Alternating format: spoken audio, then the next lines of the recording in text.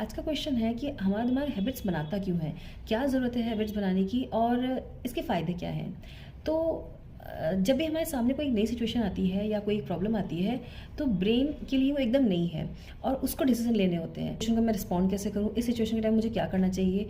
और वहाँ पर ये होता है कि जो ब्रेन का न्यूरोलॉजिकल एक्टिविटी होती है, वो सबसे ज़्यादा हाई पॉइंट पे होती है क्योंकि ये चीज़ उसने कभी फेस नहीं की है। लेकिन जैसे ही उस चीज़ को वो सॉल्व कर लेता है, बार-बार जब उस चीज़ को रिपिटेटिव मोड पे जब सॉल्व करता है, तो ब्रेन को आदत हो जाती है कि नेक्स्ट टाइम अगर ये सिचुएशन आएगी हमारे सामने, तो हम इसको इस तरीके से प्रोसेस करना है।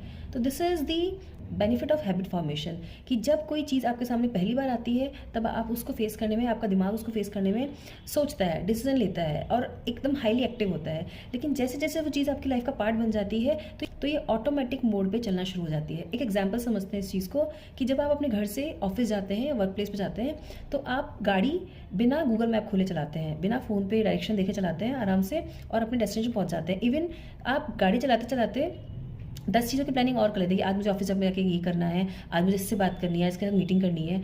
लेकिन वहीं अगर आपने ऑफिस चेंज किया है या अपना घर कहीं शिफ्ट किया है, तब आपको स्टार्टिंग के कुछ दिनों में बहुत कॉन्शियस होकर के गूगल मैप खोल करके या किसी फ्रेंड से या किसी रिलेटिव से बात करके कि हाँ, ये रास्ता कहाँ जाता है, ये रास्ता कहाँ जाता है, आपको बहुत लोगों की हेल्प लेनी पड़ती है and then you will reach to your place. Starting के 2-4 दिन, 5-6 दिन आप नए-नए रास्ते खोजने में लगे थे कि कौन सा रास्ता आपके लिए बेस्ट रहेगा या कौन सा आपको जल्दी पहुँचाएगा। एंड सपोज समहाउ कि किसी ने बता दिया कि आप इतने लंबे रास्ते से जाते हो, बेटर आप यहाँ से जाओ।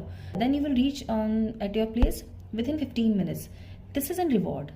और हमारा माइंड जो है वो try, fail, learn and then again try.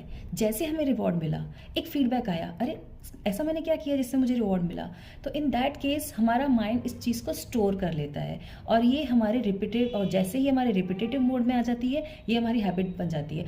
अब नेक्स्ट टाइम, कुछ टाइम बाद जब आप इस चीज़ को कंटिन्यूसली फॉलो करते रहते हैं, तब आपको लगेगा कि अगेन ये जगह नहीं थी, लेकिन अब मुझे रास्तों को याद करने की ज़रूरत नहीं है। अब मैं